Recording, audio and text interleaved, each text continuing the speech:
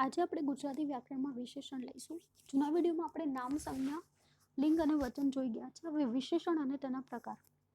સાદી રીતે હું એક વાક્ય સમજાવું તો આ ફૂલ છે અને હું એમ કહું આ સુંદર ફૂલ છે, તો ફૂલને જે વધારાનો અર્થ સ્પષ્ટ કરતો સુંદર શબ્દ આપ્યો છે તો તેને શું કહેવાશે? વિશેષણ. અહીંયા વિશેષણની વ્યાખ્યા સમજી લઈએ.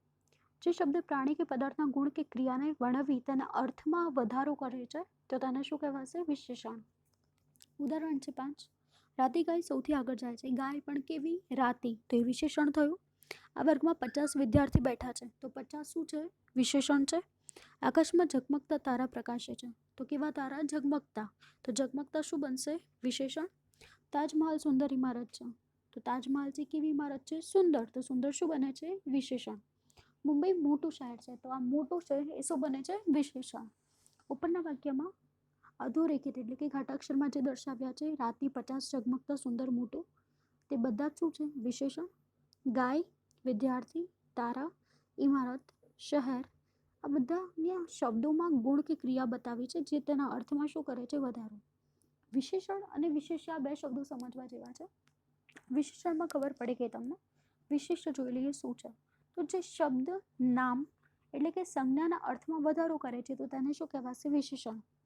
અને વિશેષણ જેનો ગુણ કે ક્રિયા દર્શાવે છે તેને શું કહેવાશે? વિશેષ્ય. જેમ કે દેખજો ચતુર પુરુષ, તો ચતુર, ચતુર એટલે આપણે કહીએ છીએ ને હોશિયાર વ્યક્તિ હોય, ચતુર હોય તેવું પુરુષ છે, તો ચતુર છે એ વિશેષણ છે. પુરુષ છે તે વિશેષ્ય છે. વિશેષ્ય તરીકે વપરાતો શબ્દ નામ, સર્વનામ, વિશેષણ, ક્રિયાપદ, ક્રિયા વિશેષણ, એમ કોઈ પણ હોઈ શકે છે. અહીંયા કોઈ ફિક્સ નથી કે વિશેષ્યમાં આ જ વસ્તુ આવે છે, પરંતુ જેને વિશેષણની અસર પડશે તો તે તેનો શું થઈ ગયો? વિશેષ્ય. જેમ કે આ સુંદર ફૂલ છે તો સુંદર શું છે? વિશેષણ, તો ફૂલ શું બનશે? વિશેષ્ય. સમજી ગયા? અહીંયા તમને ઉદાહરણ આપ્યું છે નામ અને સર્વનામનું. તો સુરંગી હોશિયાર છોકરી છે તો સુરંગી હોશિયાર છોકરી છે તો હોશિયાર શું છે? વિશેષણ. અને સુરંગી શું બનશે? વિશેષ્ય. હોશિયાર પણ કોણ હોશિયાર છે? સુરંગી. બરોબર.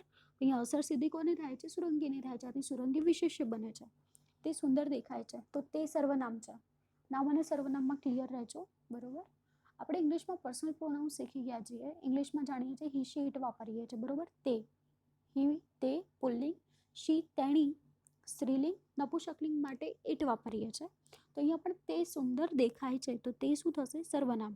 અને અહીંયા આગળ દેખો સુંદર શું છે? વિશેષણ. તો અહીંયા સર્વનામ છે શું બનશે? વિશેષ્ય બનશે.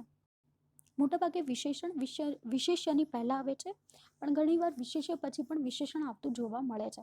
એ ઘણીવાર આગળ પણ હોઈ શકે છે અને પાછળ પણ હોઈ શકે છે. તેની કોઈ ફિક્સ જગ્યા હોતી નથી. ઉદાહરણ આપ્યું છે, જોઈ લો. શિયાળ લુચ્ચું હોય છે તો વિશેષ્ય પહેલા છે. દેખ્યું? શિયાળ.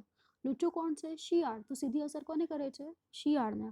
આથી વિશેષણ દેખજો પછી છે અને શિયાળ શબ્દ શું છે? વિશેષ્ય પહેલા છે. આ મકાન સારું છે. દેખજો મકાન એ વિશેષ્ય પહેલા છે અને સારું વિશેષણ ક્યાં છે? પછી છે. વિશેષણના પ્રકારો આપ્યા છે. અલગ અલગ પ્રકારમાંથી પહેલો પ્રકાર જોઈ લઈએ. સ્વરૂપની રીતે વિશેષણના પ્રકાર તો બે સ્વરૂપ છે, વિકારી અને અવિકારી. લિંગ અને વચનમાં મેં તમને વિકારી અને અવિકારી સમજાવ્યું છે. જો જાતિ અને વચનમાં ફેરફાર થશે, વિશેષણમાં પણ ફેરફાર થશે તો તે કયો થશે? વિકારી.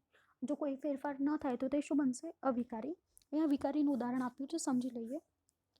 જે વિશેષણના રૂપમાં વિશેષ્યના જાતિ અને વચનના ફેરફારના કારણે વિકાર આવે છે તે વિકારી વિશેષણ છે. જેમ કે સારો માણસ સૌને ગમે, તો અહીંયા જાતિ કઈ થશે? નર જાતિ. અને શું છે? પુલ્લિંગ છે. તો અહીંયા દેખજો આ વિકારી વિશેષણનું ઉદાહરણ છે.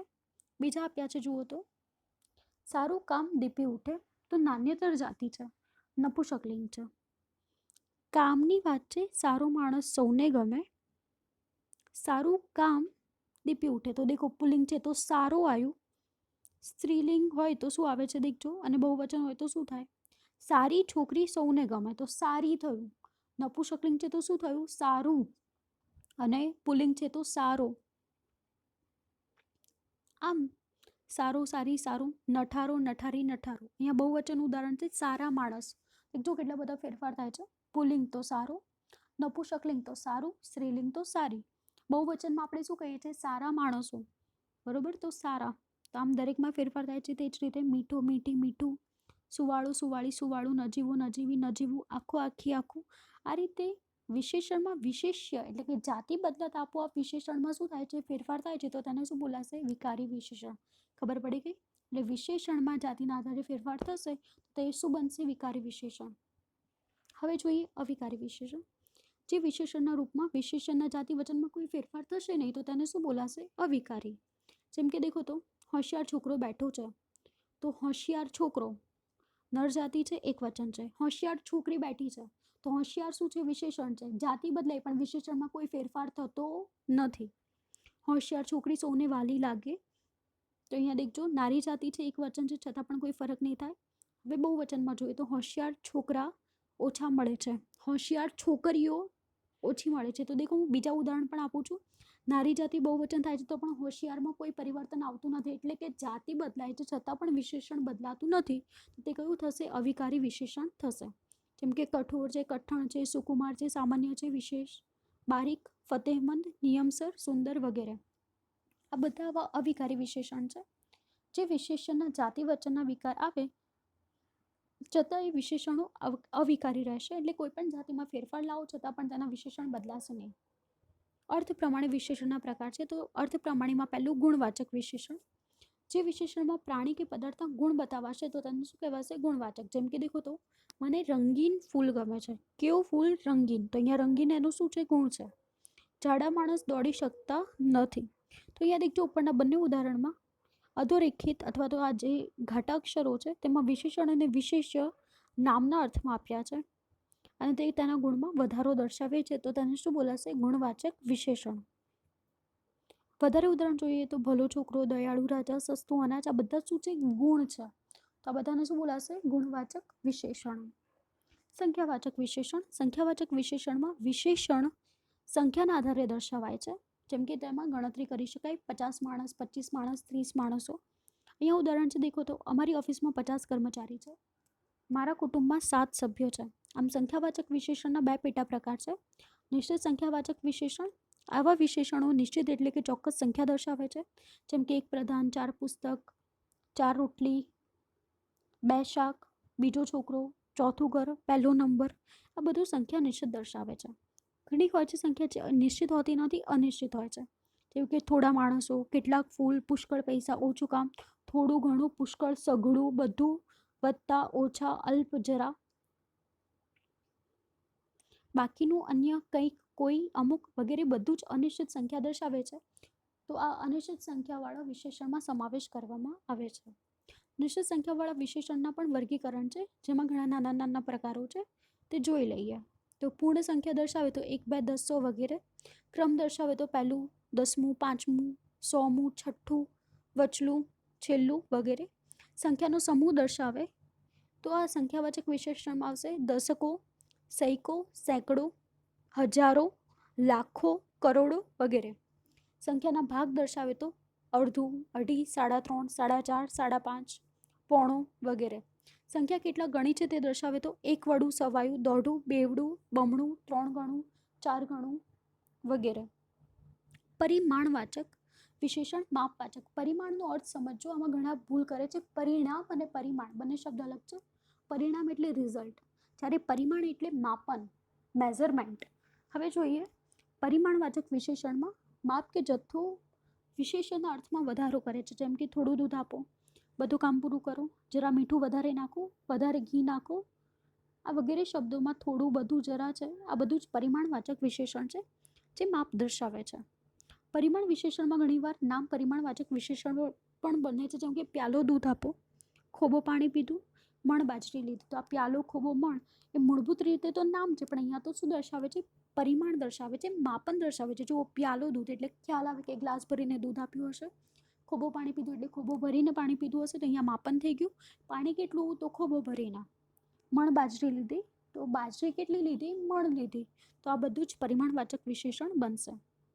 ઘણીવાર એવું બને છે કે પરિમાણવાચક વિશેષણ તરીકે વપરાતા શબ્દ અનિશ્ચિત સંખ્યાવાચક વિશેષણ પણ હોય છે. એટલે કે બંને પ્રકારમાં વિશેષણ વચ્ચે તફાવત તેના અર્થ પ્રમાણે સમજી શકીએ છીએ. મેં ઘણી ચા પીધી, તો આ પરિમાણવાચક વિશેષણ બને છે. ત્યાં ઘણી છોકરી હતી, તો આ ઘણી છે જે અનિશ્ચિત સંખ્યાવાચક વિશેષણ બને છે. જુઓ, ઘણી ચા પીધી અને અનિશ્ચિત છે તો છોકરીઓ ઘણી રમે છે.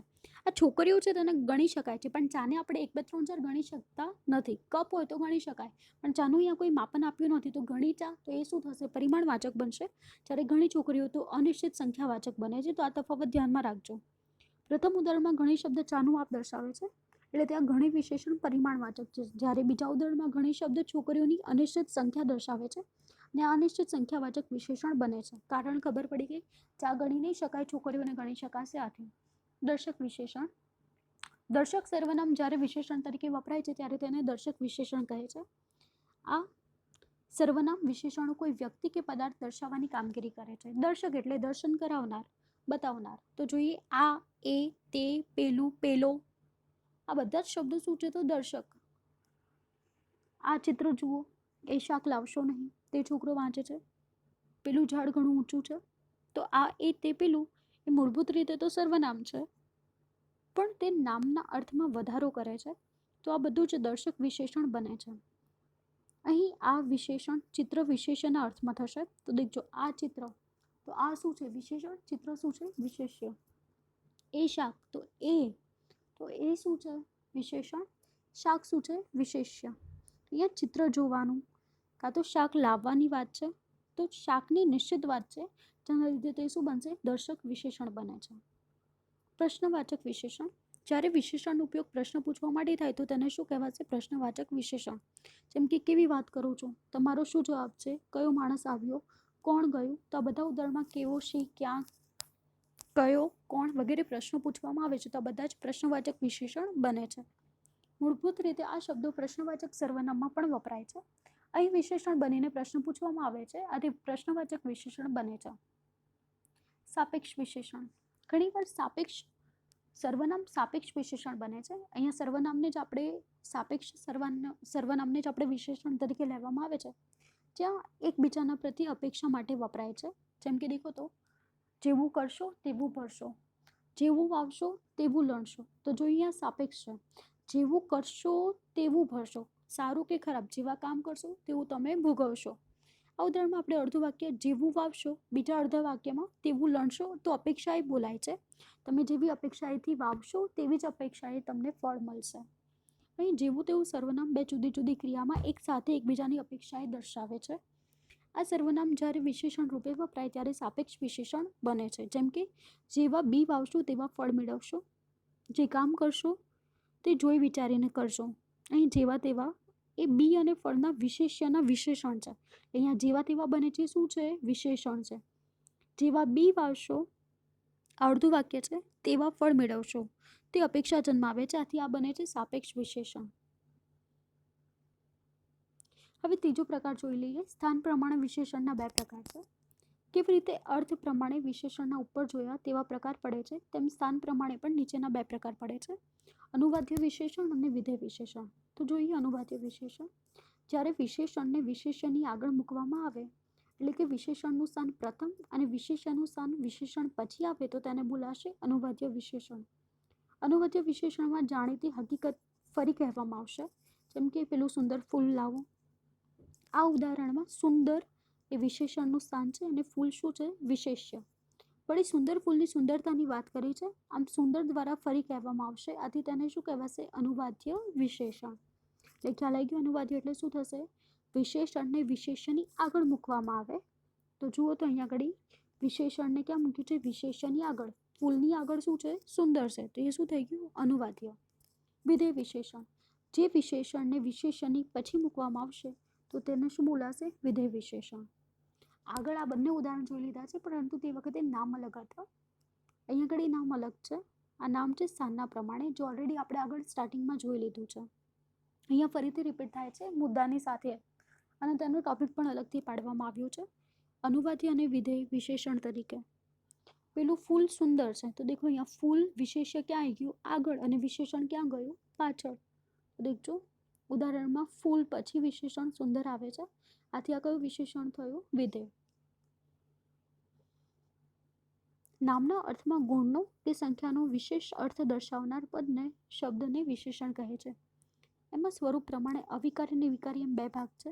અર્થ પ્રમાણે ગુણવાચક, સંખ્યાવાચક, પરિમાણવાચક, દર્શકવાચક, પ્રશ્નવાચક અને સાપેક્ષ આમ 6 છે. તથા સ્થાન પ્રમાણે અનુવાદી અને વિધેય એમ 2 પ્રકાર પડે છે. જો વિશેષણમાં કંઈ કન્ફ્યુઝન હોય તો મને મેસેજ કરી દેજો.